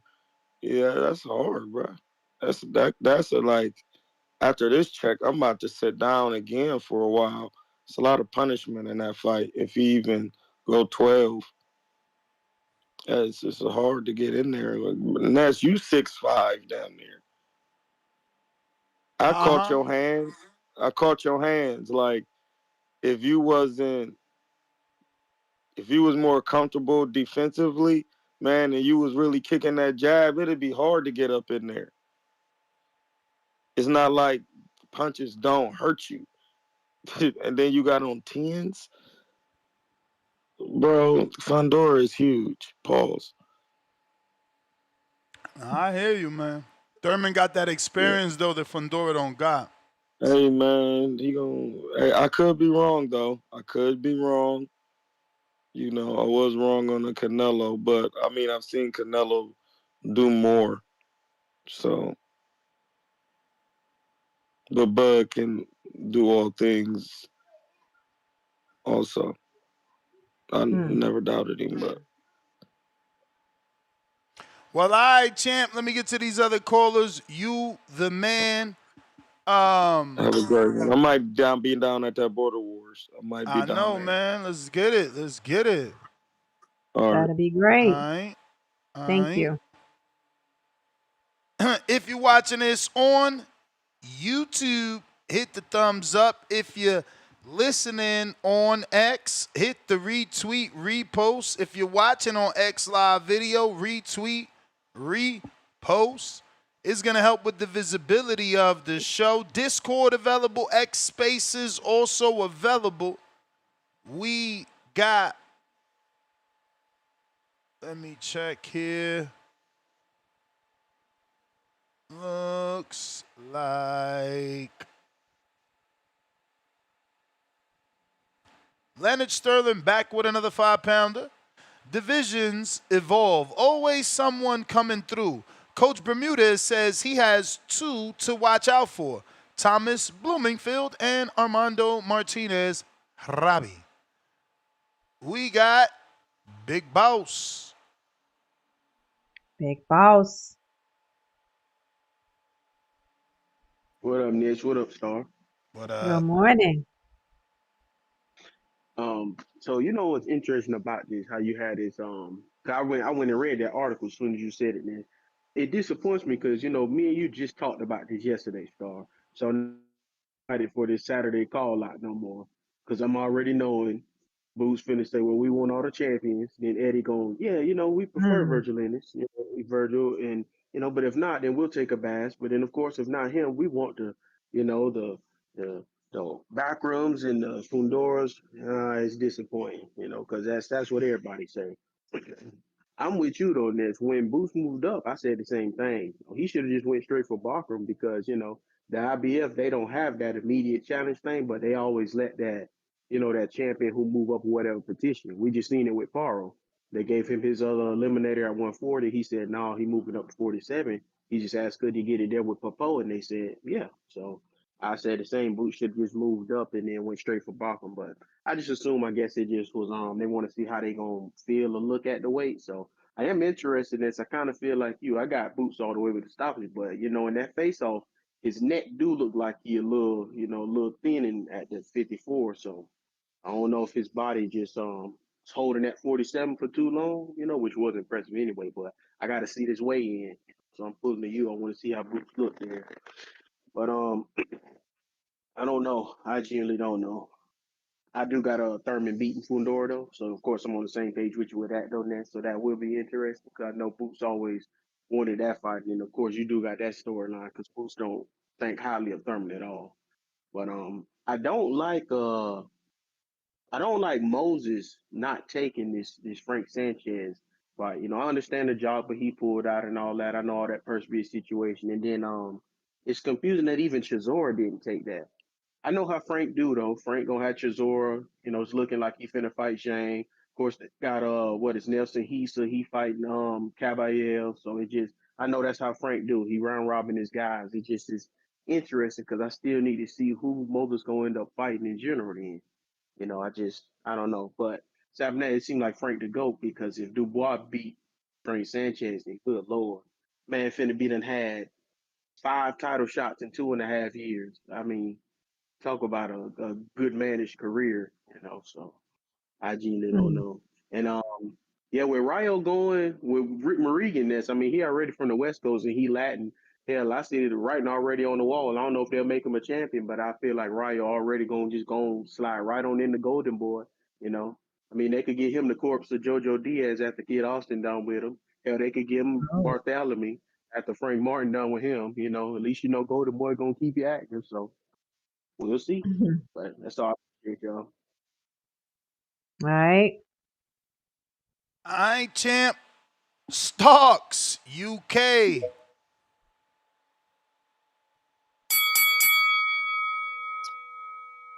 How you doing, Les? Can you hear me? Yes, sir. Gotcha. Gotcha. Good Yeah, how morning. you doing? Good morning. Good morning, Star. Yeah, first of all, yeah, congratulations to Dubois for taking the opportunity. He's Well, put himself. let's remember they haven't come to an agreement. He just accepted they gotta agree. If not, they go to purse bid. Yeah, I mean, but that's the start, innit? He's putting himself in line for a vacant title. I mean, if he does beat Frank Sanchez, I don't want to see another Usyk fight. So just wait for Usyk to retire, maybe. Or he's put himself into position. That's all he can do. Um, I was thinking about Vergil Ortiz. I think Oscar De La Hoya is doing him a disservice. I think he's been mismanaged. If you think about it, he's fought Boracek, Madrimov, then he would fight Lubin and Ennis all without a title shot. I think that's ridiculous. Like his main priority should be trying to get some type of title. Forget about Ennis. I wouldn't even take the Lubin fight. his main goal is to fight for the title, get a title down, because you can't take that for granted.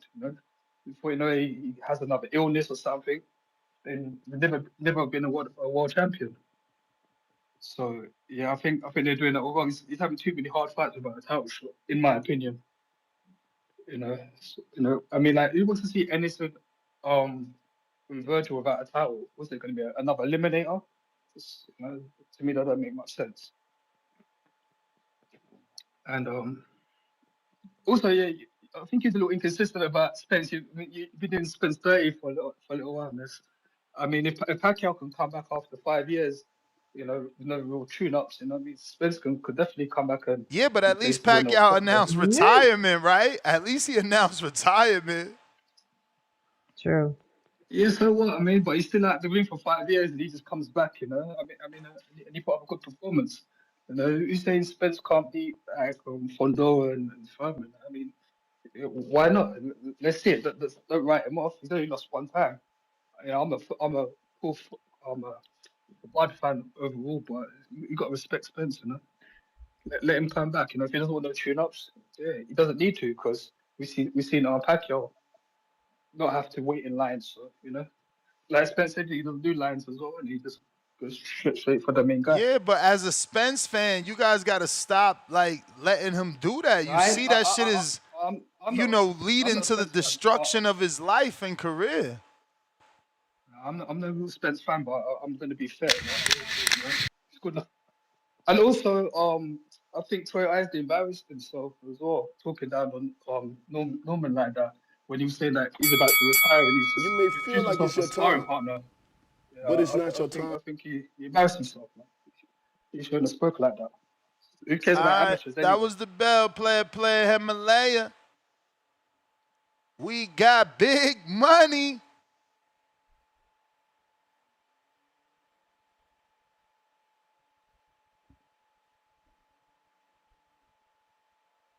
Yo, what Big up, Ness? You money. got me?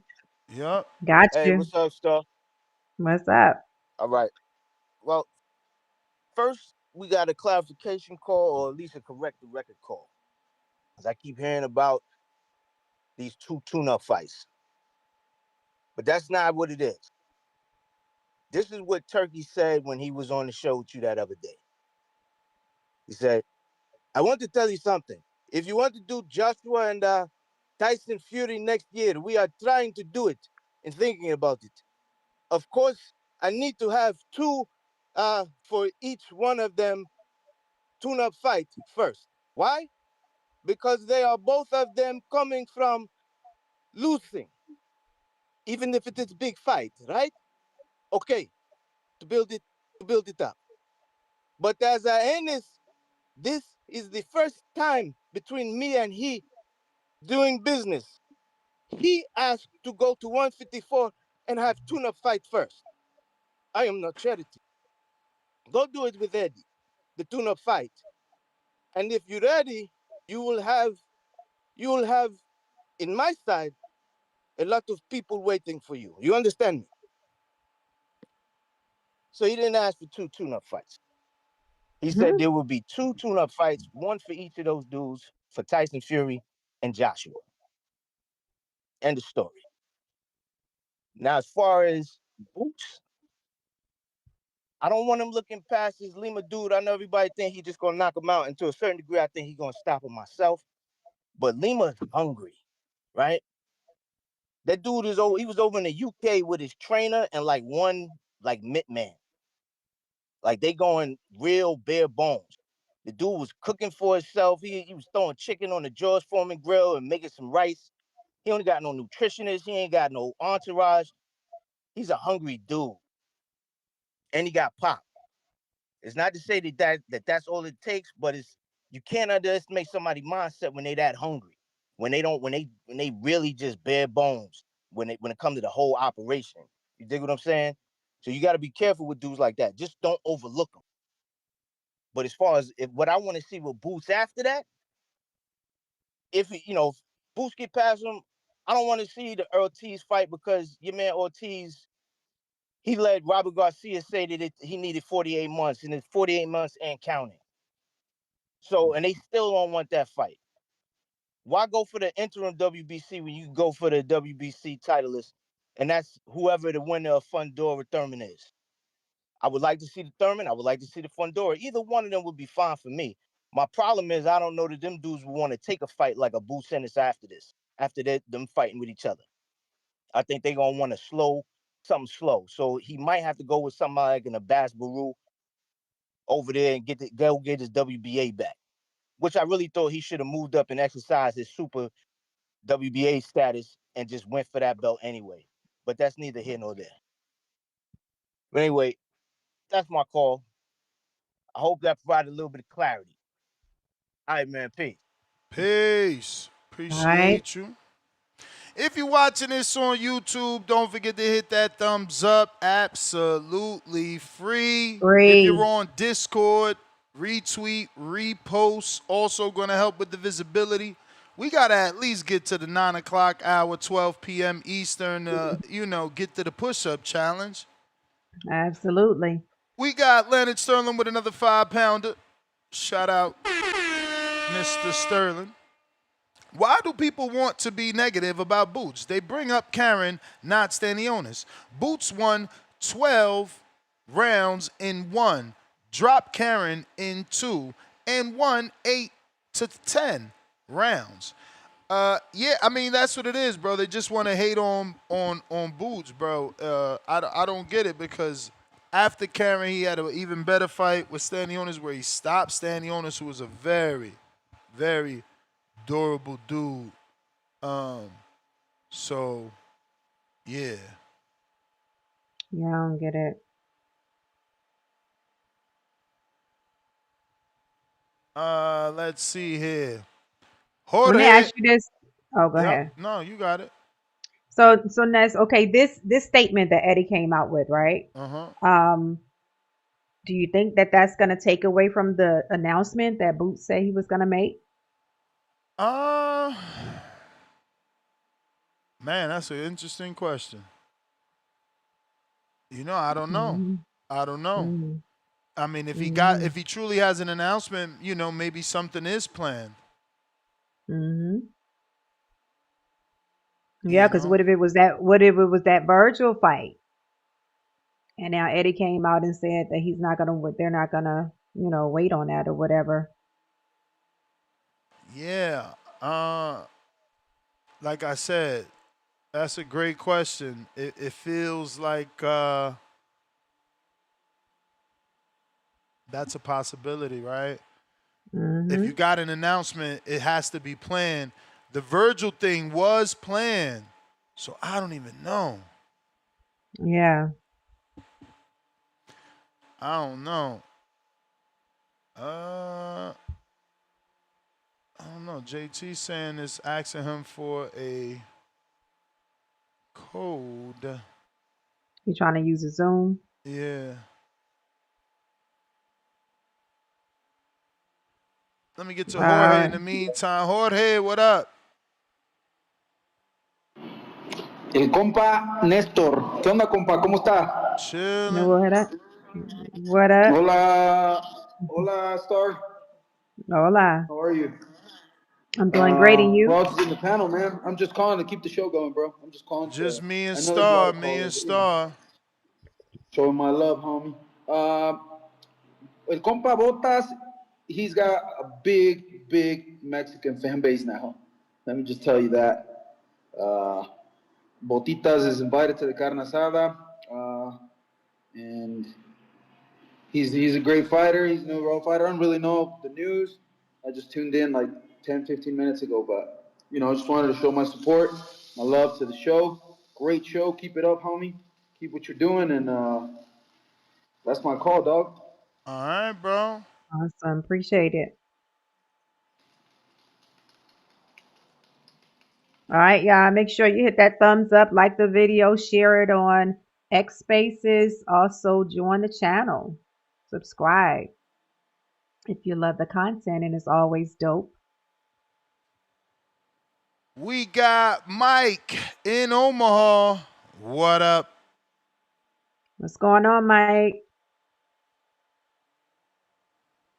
Boxing Voice. What up?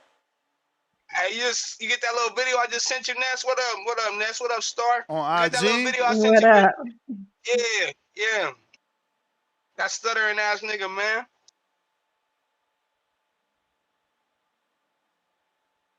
Who that? You ain't really want this shit, man. You see the video, Ness? One moment. I gotta set it up. Is a reel? Wait, A reel you sent, right? it's a real, yeah. Yeah, let me He don't want it, man. He don't even sound confident when he talk, bro. He don't. You know what I'm saying? I know what it is. I was watching that nigga Greg Hackett last night. This motherfucker spent an hour and 30 minutes trying to convince us that that Boots is the best fight for Boots. Like for Bud is the best fight for let Boots. me play the video, Whatever champ. he sounds like. Yeah, play that shit. Having a mega fight with in your career that's gonna, transcend you to the next level? Any of the champions, Vergil Ortiz, it's a super fight. Any of the champions at 154, I'm here to make my mark, and it's starting this Saturday on October 11th. For me, my legacy is to be, collect them belts, be Nah, I'm back, man. Auntie Schofield got your ass, bro. I'm telling you, man. You better watch her. Get your ass, nigga.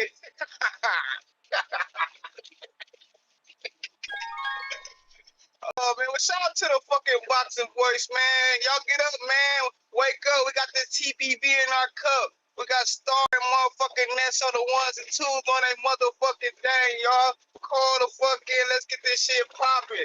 I'm ready to talk some shit. Yeah, sir. Let's talk some motherfucking boxing, a.k.a. let's talk some that Terrence Bud Crawford today, fellas. We out of here, Nestor Kid. Keep doing your fucking thing, my boy. All right, See you, all Star. right. Let's see. I don't know what happened there, but hopefully everything is back and working the way that it should. Mike, you just got a king counter from Edgar Granados. We got Allen on the check-in.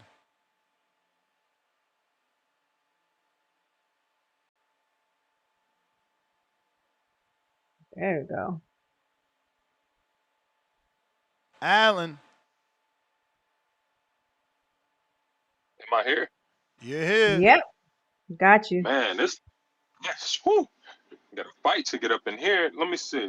I'm trying to send that dust through. I got to do it through Super Chat. Is it all right? For what?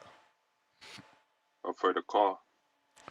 Call is free, bro. It's your second call. Like, if you need another call that you got to pay. First, your call is free. Better try to understand the format, man. But nah, you good. Yeah. Shout out to y'all in the TBV community, and man, shout out to everybody. But man, I'm this Boots, man. I think Tim Bradley said he's dog without no down low. I kind of believe him, man. Like, I mean, it's okay to be critical, man. I mean, it's not hating. It's being critical. I mean, we never seen this dude in there with nobody with levels, man. Like, do Boots fans really want to see this dude get cooked without being unthawed? Like, we haven't even seen this dude warm up. We haven't seen him with no levels. We've only seen him in there with the same type of fighters. Stanionis, no feet boxing, punching bag. You know what I mean? Villa, no feet punching bag. You know, he was in there with Karen, the first guy with B-level feet. He looked like ass. You know what I mean? And then Karen switched it up on him and put him on his back foot. He looked like ass. I want to see him in there with Madrimov, somebody who got feet, could put him on his back feet, and then I want to see what he can do with that. You know what I mean? I don't believe in Boots anymore. I'm sorry. It's not hate. It's straight critical, because there's a reason that you can be in there for 38 fights and you haven't even attempted to elevate your level in opponents. You're in there with the same type of guys. Lima, Same type of guys. These guys don't have no levels to their game. Okay? Yeah, I understand the Boots, the Philly guys want him to get that bag. Cool. We know Bud that got his last 10 opponents, they biggest, highest payday of their career. Cool. Okay, I believe they want it for Boots more than he do. You know, he don't want that smoke that bad. You know what I mean? He wanna hold on to that propaganda in his 38-0 record. You've been in 38 fights, and you mean to tell me you haven't fought anybody that's over B minus? Get up out of here, man. I want you to start this dude. He ain't about that smoke, man. He ain't about that smoke. He ain't ready. Who's your favorite He ain't fighter?